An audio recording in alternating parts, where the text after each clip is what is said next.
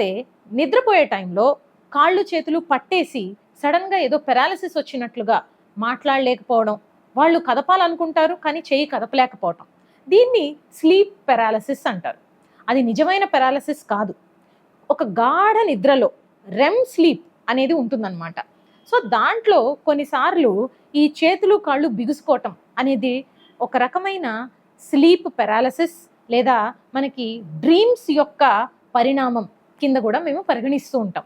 అయితే ఇది తరచుగా జరుగుతూ వాళ్ళకేమన్నా యూరిన్ పోసుకోవటం కానీ, నాలిక కొరుక్కోవడం కానీ, నోట్లో నుంచి ఏదన్నా నురగ లాంటిది రావటం, పెద్దగా కేకలు పెడుతూ ఏమన్నా చేతులు కాళ్ళు కొట్టుకోవడం, ఇలాంటివి చేస్తుంటే మాత్రం ఈ నిద్రలో వచ్చే ఫిట్సా అనేది గమనించుకోవాలి.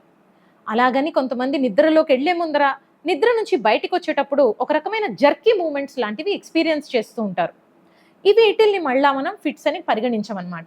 వాటిల్ని మనం హిప్నోగాగిక్ హాలుసినేషన్స్ లేదా హిప్నోపాంపిక్ హాలుసినేషన్స్ అంటాం. అంటే అది నిద్రలోకి వెళ్ళేటప్పుడు బయటికి వచ్చేటప్పుడు బాడీలోని జరిగే కొన్ని మార్పుల వలన వస్తుంది అంతే. సో ఇది ఎలాంటి స్లీప్ ప్రాబ్లం అనేది ఒక నిపుణులైన న్యూరోఫిజిషియన్ని కలిస్తే వాళ్ళు స్లీప్ స్టడీ అనేది ఒకటి చేస్తారు.